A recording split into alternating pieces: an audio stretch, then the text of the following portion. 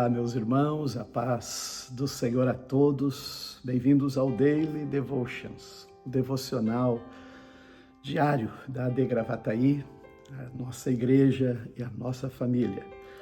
Estamos, então, no seu 12º dia de maio e percorrendo essas páginas sagradas, né, no livro de 1 Samuel, agora os capítulos 12 e 13. Samuel agora deu o rei a Israel. Israel tem o seu rei conforme pediram. Todavia, Samuel falou, a todo o povo: olha, aqui está o rei, que vocês pediram. Mas ele também fez o povo entender e considerar que esse pedido por um rei também era resultado de um pecado, pois era o Senhor, o Deus único, vivo e verdadeiro, o Deus de Abraão, Isaque e Jacó. Ele deveria ser o rei de Israel. É muito interessante quando nós vamos a uma sinagoga, quando pegamos um rolo da Torá, sempre você vai ver também desenhado, ou até mesmo feitio que é colocado rolo dos pergaminhos, é sempre numa forma de coroa, porque esta, na verdade, a palavra de Deus é o real, é o verdadeiro rei que governa Israel. A palavra de Deus, os mandamentos, as ordenanças, sempre eles deveriam considerar isso, que é a palavra do Senhor que governa Israel.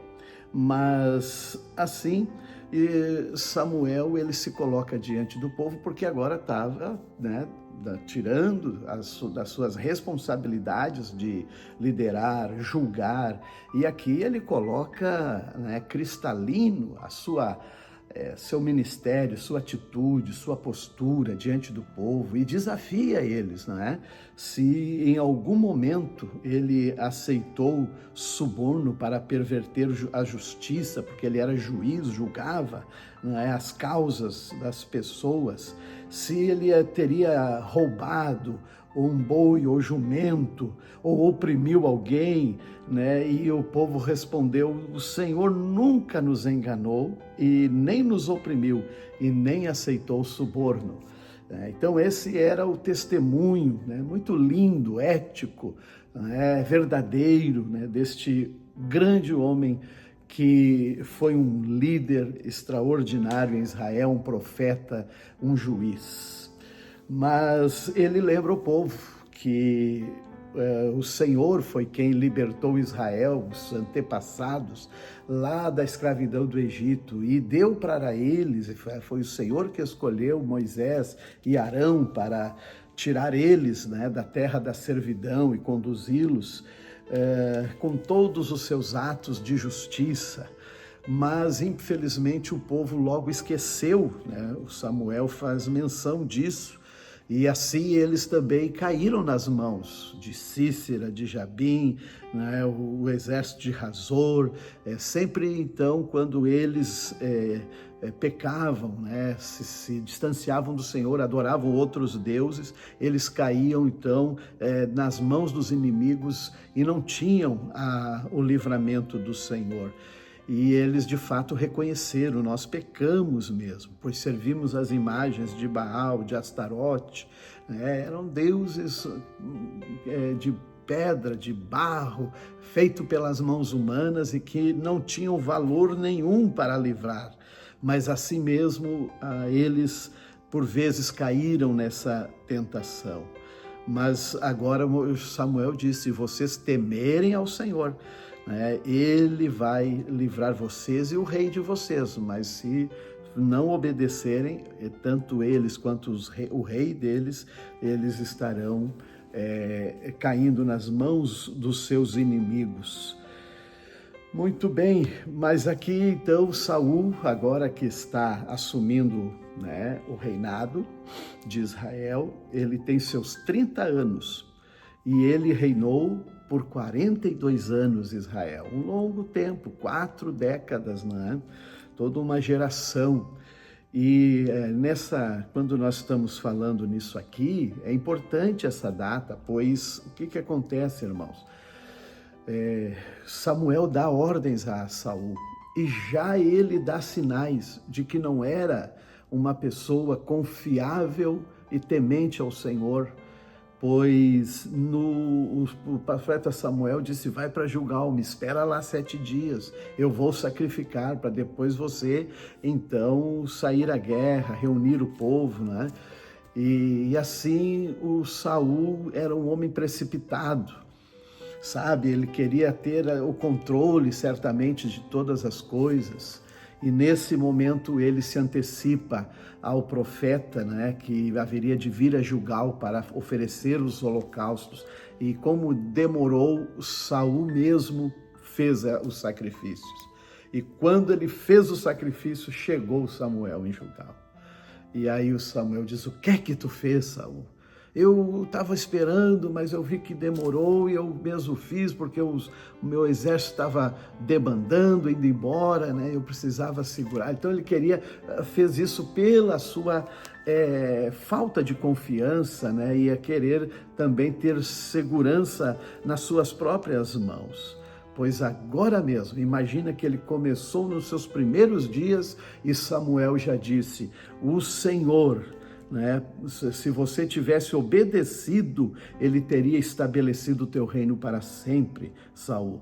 Mas como não fez, o Senhor escolheu um homem segundo o coração dele. O Senhor já designou esse homem para ser líder de seu povo, pois você não obedeceu ao mandamento do Senhor. Imagine, ali estava falando já de Davi. E nós vamos imaginar que neste tempo Davi talvez ainda nem era nascido, né? Porque se ele tinha 30 anos, reinou 42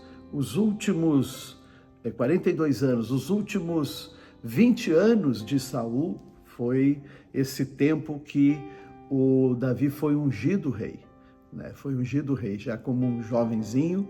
Então, nesse momento, recém ele estava talvez ou nascendo, era um menino, né? Mas Deus já tinha o seu olhar sobre Davi em razão dessas falta de confiança, fé, firmeza em Saul. Muito bem.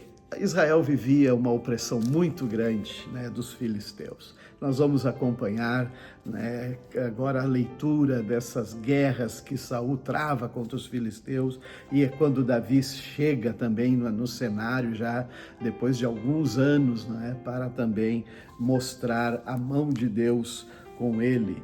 Bom, no Evangelho de João, capítulo 7, versículos 1 a 30, Jesus está na Galileia, os seus irmãos não acreditam que é ele o Messias, né?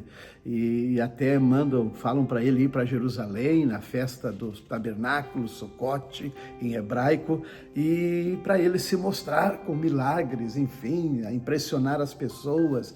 E não é isso, não era conforme Saul, né, queria talvez sempre impressionar aquelas pessoas que estavam debandando. Jesus não queria impressionar ninguém, ele queria que as pessoas seguissem o Evangelho, a sua palavra, temesse a Deus, obedecesse ao Senhor, e isso confrontava, né, a religião da época.